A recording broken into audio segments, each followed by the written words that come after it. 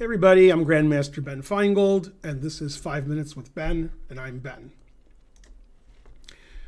Today I want to look at a game that was played a couple days ago in the Tata Steel tournament between Vincent Keymer with white and Fabiano Caruana with black.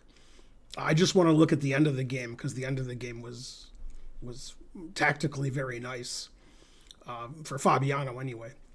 So we have black at the bottom because I want to look at this from Fabiano's point of view. He's up an exchange in an endgame, and as compensation, white has a pawn, and white has two passed pawns, although black also has two passed pawns. In fact, white doesn't have a pawn for the exchange because about 6 moves ago, white gave away the pawn, but I forgot about that. Also, I know what's coming. So when I say white has a pawn for the exchange, it happened a few moves ago and it happens soon, but not in this exact position. So ignore that. Take two. Okay, so this position, the bishop is doing a good job stopping Keymer's pawns. So Fabi plays the move rook to d1. And this has the interesting threat of playing rook d3, attacking the bishop. The bishop's defending the knight, and if the bishop goes to b2, then rook d2 check forks the king and bishop. And if the bishop goes to a1, we have rook a3, and that's going to win the bishop also. The bishop's trapped. The bishop has to defend the knight, but it doesn't have a lot of squares when the rook starts attacking it. So Keymer realized that, and he moved his knight away, knight f3, because he doesn't want his knight on d4. Now the bishop has tons of squares, so you can't trap the bishop. And the bishop doesn't have to defend the knight because the knight moved away. So knight f3 is a really safe move, or so Keymer thought. Now, Fabi played a brilliant move to discombobulate white's pieces. I don't even know if I would think of this move if I was playing. Black played the move d4. So the idea is, if you take with the knight, you have the same problems you had before, rook d3, and the bishop's getting trapped. That's why he moved the knight away from d4. Doesn't want to put the knight back on d4, because rook d3 is going to win a piece. Bishop takes d4, on the other hand, falls into bishop to d5. Now, black has two threats. Rook takes d4, since the knight is pinned, and rook to d3, winning the pinned knight.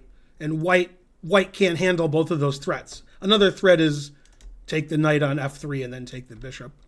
So you would think move the bishop away, but then rook d3 check, rook d3 wins. And if the bishop goes like over here, rook d2 check is probably even stronger. So Keymer didn't like taking with the bishop or the knight because they both lose a piece. So Keymer played bishop to b2 instead.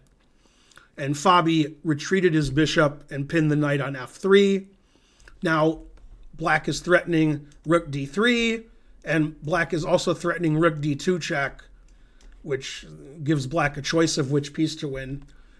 So Keymer moved away from the pin, played king f2. Fabi decided that promoting one of his pawns would be a good idea, so he played d3. And d2's coming. Truth hurts. Okay, so Keymer tried to stop the pawn and played bishop c3.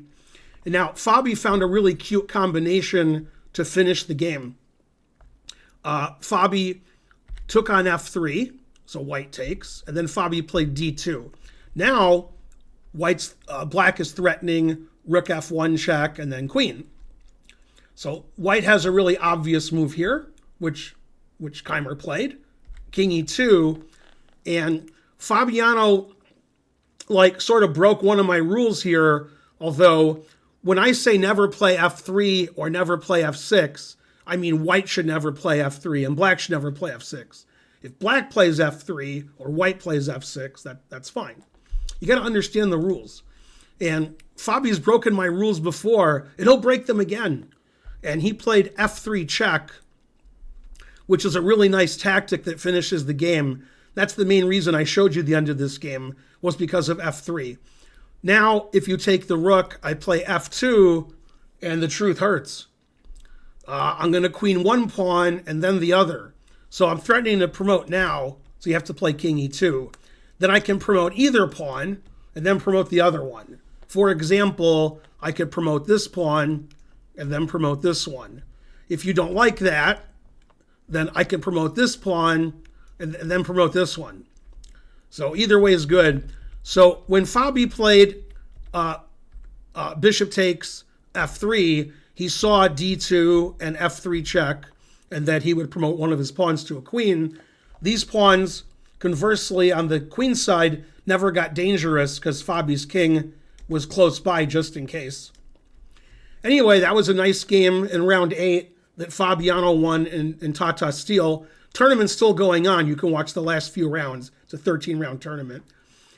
Please like and subscribe and leave a comment. That helps out the channel tremendously. And I'll see you guys next time with more 5 Minutes with Ben. Bye.